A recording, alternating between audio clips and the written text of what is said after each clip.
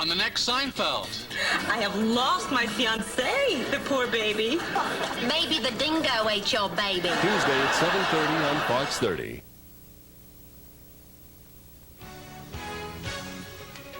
Live from WAWS, this is Fox 30 News, first at 10. Good morning, I'm Paige Kelton. And I'm Kyle Meenan. It was supposed to be a hero's welcome Saturday night at Jacksonville International, but the thousands of Jaguar fans who jammed the airport were left hanging after the team bus made an end run around them. Now, all of you Jaguar die-hard fans will have the chance to celebrate in style at Jacksonville Municipal Stadium. Russell Motley spent the day there, and he has more in this report. This was the mob scene Saturday night at Jacksonville International Airport. An estimated 10,000 cheering fans pushed and shoved their way inside to get an autograph, at best a glimpse of the Jags. Back up! Let's go! Back up! Airport police, which was doubled in size to 20 officers, was caught by surprise. The fans began being alerted by the media during the last quarter of the game that the Jaguars were coming back to JIA and would arrive at a certain time. So for about an hour, they were all primed, keyed, and ready to go, and they began arriving. With no police escorts in sight, walking through the airport for some of the players was like facing a gridiron wall. At a news conference, Jaguars owner Wayne Weaver and the mayor announced a game plan, something they admit wasn't considered last week. With the new franchise, they say they're learning as they go along. This is the most convenient and best spot to really be able to welcome the team back up there. Our airport really isn't equipped for the kind of crowd we got up there. I mean, that was just overwhelming. Airport officials complained of massive traffic jams to and from the airport.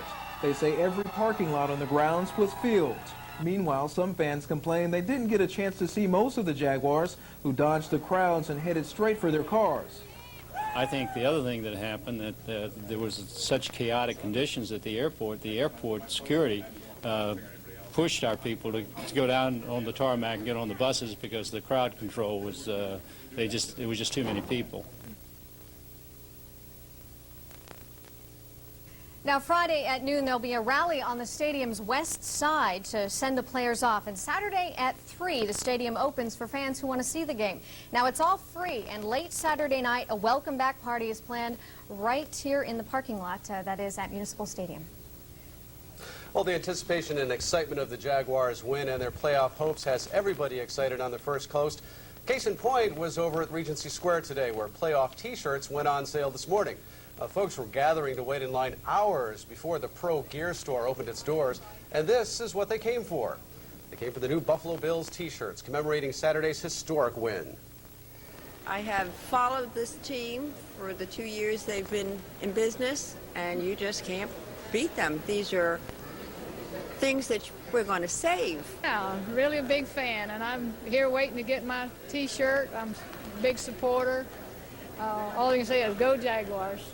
And the shirts weren't the only hot seller. The Jaguars Booster Club is selling leftover game day programs from the Buffalo game.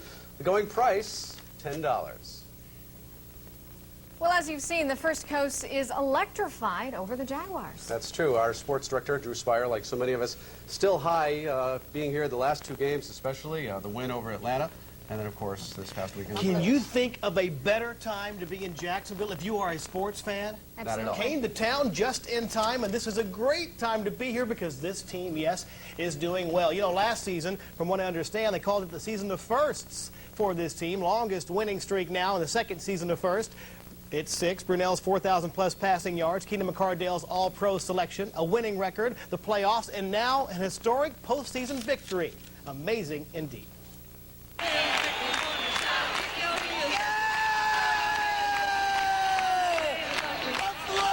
Buffalo Bill fans are part of the reason why no playoff opponent had ever won at Rich Stadium, but the few Jacksonville faithful who weathered the weather and made the trip stood their ground, although greatly outnumbered. We're going to be in the AFC Championship. You people are going to be crying bad, and they don't know it yet. I just ain't yelling too loud because I don't want to get beat up in this place. And the Jaguar players stood their ground, too. Offensively, running back Natron Means ran for a career-best 175 yards and this 30-yard touchdown. And on the other side of the ball, veteran Clyde Simmons scored one for the defense. At TD, the Bill fans didn't want to have to see replayed on the Jumbotron scoreboard above Rich Stadium. I don't know. And once again, the special teams were indeed special. For the second week in a row, the winning points came in the form of a field goal that bounced off the goalpost and through. Kicker Mike Hollis's boot in Buffalo gave the Jags a 30-27 historic win. Whatever it takes to win, you got to take advantage of all those opportunities. You have the field goal attempts, you got to make them all. So who would have thought, other than the Jacksonville Jaguars, they could come in here at Rich Stadium and dethrone and beat these Buffalo Bills? I say dethrone them because they've never lost a game right here at Rich Stadium in the playoffs. End of an era and the beginning of something good in Jacksonville. Ended an era? Well, it's the beginning of one maybe for us. This is our first playoff game as well. I know Buffalo was undefeated in playoff games at home, and it's a great crowd, and they're into the ball game now. You got to take your hat off to it, and if it is the end or the beginning, I'd rather choose to talk about the beginning. I think we made a little history, and it's nice in our second year of the franchise to get this far and to win our first playoff game. It means a lot to us. It's a special time. So the second season of first continues for the Jaguars. Their first ever playoff victory comes in Buffalo, and they become the first team ever to beat the Bills at Rich Stadium in the playoffs. Yes, perhaps it is the end of an era in New York and the beginning of one in Jacksonville. Of course, Jacksonville plays at Denver, Mile High, Saturday, 4 o'clock. Live coverage right here on Fox 30 begins on Friday night. Going to the game, and by the way, we new guys have to understand something right away. It's not Jaguars. It's not just Jag Warriors, it's Jaguars. But nonetheless, call them whatever you want. I call them one of the 8 teams left in the NFL playoffs. More in sports in just a little while. All right. Thanks, Drew. Well, do you know where you're going to be on New Year's Eve? 1997 is just a little more than 24 hours away, and most people are already making plans for that countdown. Now, one of the things that's going to be happening downtown, there will be many activities, many things happening downtown. It's calm tonight, tomorrow, everything but from parades to fireworks. The parade will run through downtown, a 1.5-mile Gator Bowl parade, getting everyone in the mood for the New Year's Day game between Carolina and West Virginia. That parade is going to start at 4 in the afternoon. It'll wind down an hour later at the Jacksonville Landing, where this parking lot will become party headquarters. The music, dancing, and food at the Landing will be topped off with a fireworks display. Now, if you join us for our Fox 30 News at 11 tomorrow night, we'll have more. Tonight, we'll have more on what to do for New Year's and what to do for your kids. Well, tonight is a special night for many African Americans. Dozens of people gathered at the Job Corps building in downtown Jacksonville to celebrate Kwanzaa. It's a cultural and spiritual tradition that started in 1966. Today, it's carried on with dancing, singing, and a special candlelighting ceremony. We want to let people know that it's not taking place of Christmas, but it's an African cultural celebration that we want to bring our ancestors. Kwanzaa honors those ancestors for both their triumphs and their sacrifices. And just ahead on Fox 30 News at 10, will the newly passed pot laws in the western states go up in smoke? And go behind the scenes to see the changes in store for you right here on Fox 30 News at 10. And I think I said good morning at the top of the show because there's so much fog out there right now. Admit it, you're nervous. Just a little. You're nervous, but you look great. Oh, well, thanks, Bob.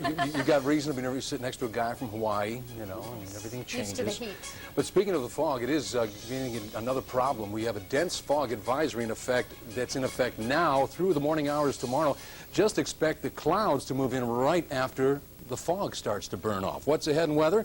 More of that pesky, nasty fog. A chance of rain. It'll come late in the day tomorrow. I'll pinpoint that for you. And the big question out in the west-northwest, is there any rain or snow relief for Seattle? Got the answer to that one, too. It's coming up this half hour. You're watching Fox 30 News at 10 with Kyle Meenan, Paige Kelton, Bob Allen Weather, and Drew Spire Sports. Welcome back. The federal government is taking aim at new laws in 2 states legalizing marijuana for medical use. Voters in Arizona and California recently approved the new pot laws, but under federal law, the sale or use of marijuana for any purpose is still illegal. That, according to Health and Human Services Director Donna Shalala. Now, Shalala claims marijuana is too dangerous to legalize, even for limited medicinal purposes. Today, President Clinton announced a plan that would prosecute doctors in California and Arizona if they prescribe marijuana. Clinton's drug policy chief, Barry McCaffrey, says legalizing marijuana increases the potential for overall drug abuse. Also on Capitol Hill, supporters of Newt Gingrich are confident he can and will overcome admitted ethics violations and win re-election as House Speaker. But at least one House Republican is calling for Gingrich to step aside, and others say they need more information before deciding next week's vote. GOP National Party Chair Haley Barbour calls the Gingrich situation a raw, partisan power play by House Democrats to deny Gingrich the speakership and cripple the Republican majority. In world news, a bomb exploded on a crowded express train in northern India today. At least 2 dozen people are feared dead.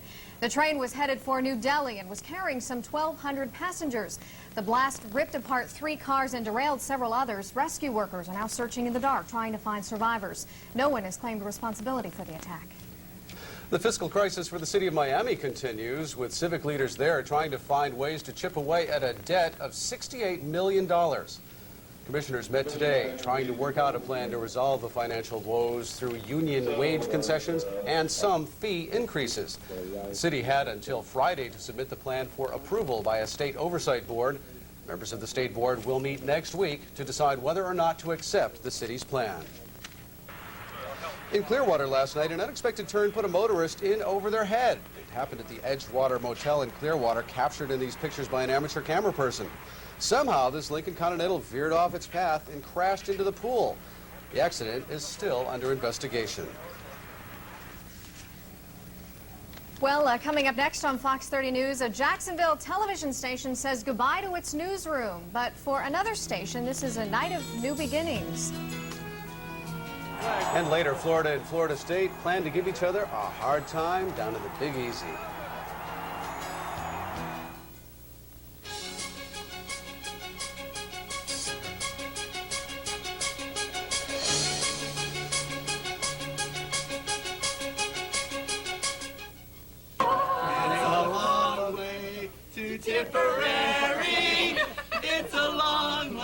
It's not only a long way from Tipperary, but it's a long way from the first newscast at WJKS-TV 17. The station had produced a newscast for most of the 30 years it was on the air, but last night marked the final newscast for 17, which will soon lose its ABC affiliation and become a Warner Brothers affiliate in April. The station owners decided to disband the news department after news of the affiliation loss became final in August. WJKS's First Coast news team had also produced Fox 30's new 10 p.m. newscast until tonight. And tonight we here at WAWS-TV are proud to announce the launch of the brand new Fox 30 News. Our own Juliet Huddy has been chronicling the days leading up to this moment. Let's take a look.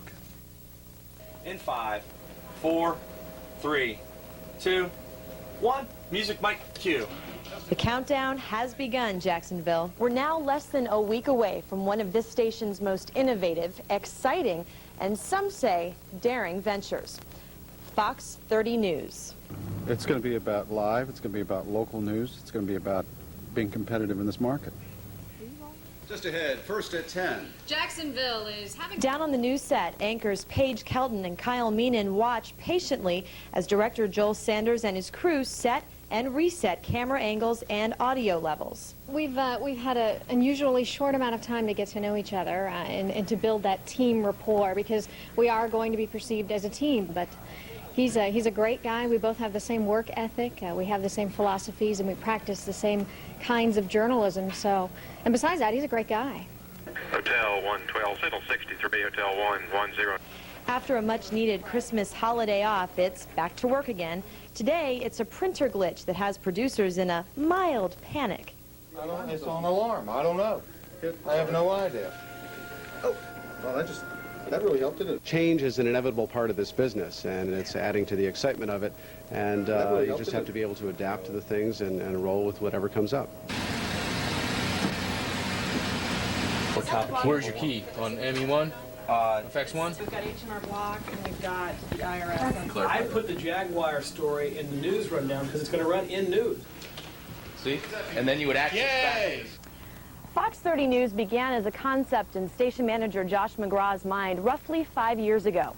Today, after countless rehearsals, hours of technical setup, 39 new employees, some coming from as far away as Hawaii, today that concept becomes a reality. I'm Juliet Huddy. Welcome, Jacksonville, to Fox 30 News. Live from WAWS, this is Fox 30 News, first at 10. Good evening, I'm Paige Kelton. And I'm Kyle Meenan. Here's the latest at 10. Psych. Yes. News, sports, weather, and more. It's all at 10 and 11 nightly right here on WAWS Fox 30. That's right. And just ahead on Fox 30 News at 10. And Atlanta police go on a wild chase, and it has nothing to do with geese. And from the swamp to the bayou, Florida heads for another showdown with Florida State. Drew Spire has details coming up in sports. And now for sports with Drew Spire. Good evening, everybody, and thank you for watching tonight. You know, you can call them lucky, but folks around Jacksonville would prefer to call those Jaguars good. But one has to wonder, though, if this team is a team of destiny or luck or fate. Let's face it, these two wins the last couple of weeks were nothing short of spectacular. A week ago Sunday, kicker Mike Hollis's field goal bounced off the upright and through, giving the Jaguars a 19-10 lead on Atlanta in the fourth quarter. Luck or fate? And we all know by now that this missed field goal by future Hall of Famer Morton Anderson with 8 seconds to go that would have given the Falcons a victory shocked everybody when he missed, including Jag fans. Luck or fate? And on Saturday in Buffalo, Hollis once again provides the game-winning points. And once again, his field goal bounces off the upright and through for a 3-point victory. Luck or fate? It could be fate. It could be somebody watching down, and making sure the ball goes through the upright. It's kind of weird that I do that 2 weeks in a row, and I've told other reporters that normally with my luck they bounce out, and last 2 weeks they both bounced in. So I've got some kind of luck rolling, yeah. Well, they said it would be a cold day, and you know where before someone would actually beat the Buffalo Bills right here at Rich Stadium in the playoffs. Well, that day has come, and you can call Jacksonville perhaps a team of destiny. Well, last week they were a lot of people were saying we were lucky, and we weren't lucky today. We fought hard today. We earned this one today, no doubt about it. And we've earned them. We've earned all of them. And last week was not a fluke. Last week, with Morton missing, and sometimes you miss field goals, and we earned that victory just like we earned the one today. Is this a team of destiny? Well, I don't know. I mean, I guess we're getting little breaks here and there, but. That's the way the NFL is. If you can get those breaks, there's a little bit of luck involved, and so far we've had it. And I think that there's obviously a different team here in the second half of the season, and I don't think it's any type of a fluke that we're here. We're glad to be here, but we're not here to lose. We're going to go out and we're going to try to win some games. Most people will say they'd rather be lucky than good. It seems these Jaguars are both lucky and good, and that's why in their second season they're still alive and now well known in the AFC playoffs. Of course, the Jags hope their luck or fate or both continues Saturday at Mile High Stadium in Denver. Yes, we're going to be there live beginning on Friday night with reports for you. We're just 3 days away, so let's not forget this, from that big showdown in New Orleans between Florida and Florida State. Not too many teams get an opportunity to avenge a loss in the same season and still have a shot at a national championship. Here's a preview tonight from Bill Pikus. Florida State attempts to beat Florida for the second time in a year in this year's Sugar Bowl. The Gators are looking to finish the year on a positive note. Mark Dunn, as you could tell, he's the focus to their offense, and as he goes, so does their offense. And I think if we can stop them, then we can totally shut them down. Anytime you play FSU, it's the same type of game. It's a big game situation, and you go out there and you give it your all. The Seminoles know if they win this game, the national championship will be theirs. That means focusing on the game at hand. We're all a bunch of group of guys. We respect each other, and we go out and play the game. It's just a game and stuff, and it's not really a smack. Somebody talking this, somebody talking that. We try to get the job done. Let that do the talking for us. As for the late hits, Coach Spurrier said he just wants a fair game. If Florida State hits after the whistle, expect the Gators to do the same thing. Make the game fair. We hit through the whistle, let's all hit through the whistle. Hit after the whistle, we'll all hit after the whistle. We just keep on playing. I thought they had complete control of that game. I never felt like that game was getting out of control because any players were running over anybody else's players. Heisman Trophy winner Danny Warfel isn't concerned about the extra attention he might receive. I was always taught growing up that you just play the game, and then it's the coach's position to voice his opinion about those type of things. So again, I concentrate on what's downfield and just try to stay out of all that. In Gainesville, Bill Pikus, Fox 30 Sports. And that's the first Sportscast. Okay. Right. Thanks, Drew. You betcha. Well, Bob Allen is standing by to give us the latest on all this fog tonight. That's true, and these little piggies didn't stay home. Find out why. The police thought that they were real swine.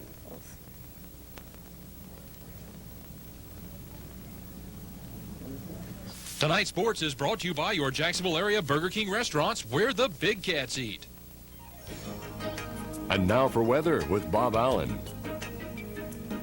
Hello again, everyone. I'll make this part quick. It's awfully great to be here in Jacksonville, and thanks to you for being here with us tonight and staying with us for what we hope to be a long, long time. And thanks for the hospitality to all the folks of Jacksonville who have made it awfully nice and very welcome for all of the new kids here at Fox 30. Right now, our temperature is 60, and along the beach, a couple degrees cooler. In the surf, pretty nice. Relative humidity, you know what this looks like, 100%. Dew point is 60 degrees. These three numbers mean fog. We have a dense fog advisory in effect for the overnight hours, and that'll continue into about 9:30 or 10 o'clock tomorrow morning. Temperatures around the region pretty much even, upper 50s into the middle 60s. Cloud coverage we've had off and on throughout the day today, which means we've seen a little bit of sun, mostly cloud, and a lot of fog, especially the beach fog out along Jacksonville and St. Augustine beaches. Precipitation, it has been away from us for the most part, but it'll be moving in. Seattle, they're going to get a break tomorrow, but for one more day and one more night, it has been nasty. Lots more rain, more flooding, more landslides and mudslides, and snow in the higher elevations. Otherwise, throughout the Great Lakes, there's snow, there's rain, and for the Mountaineer fans who moved into town today, you'll get a break even with our fog. Here is our radar picture. Precipitation widely scattered throughout the southeastern U.S. and Gulf Coast states. We don't have any yet, but by tomorrow afternoon, tomorrow evening, a system in the Gulf Coast will be moving to the northeast. Most of it will stay well to the north of us. That's the way I see it, but we still will have about a 20% chance during the late afternoon and about a 30% chance overnight and about a 40% chance of rain scattered in our area for New Year's Day. Remember, dense fog advisory. Visibility is reduced to about 1/16 of a mile or less. It's kind of like living on another planet without having to go through the nasty problems of travel arrangements. But please drive slowly. Scattered clouds throughout the night where it isn't foggy, but just count on the fog and the overnight low of 56 degrees. For the day tomorrow, you will have the dense fog continuing to the mid and late morning hours, more so toward the coast. It'll burn off a little quickly inland, but then it'll be a mostly cloudy day, and I see the rainfall, a chance of it, a slight chance, coming in late afternoon and in earnest tomorrow night. 76 will be the daytime high tomorrow. Not a bad temperature, and it's above normal. Here's the 5-day. New Year's Day should be the day where we go to 72 for the daytime high, but it looks like a cloudy and a wet day. Otherwise, we'll warm up into the 70s for the rest of the week and into the weekend, and partly cloudy skies for Thursday, Friday, and Saturday. Ran into a junior league member of Jacksonville. They've got a cookbook now. For 1995, I'm going to let you see this, and then I'll cook you a meal, okay? And it's for 1995, and don't forget, it's a nonprofit organization exclusively for educational charitable purposes. Contact Jacksonville Junior League and grab yourself one of these. River Runs Backward?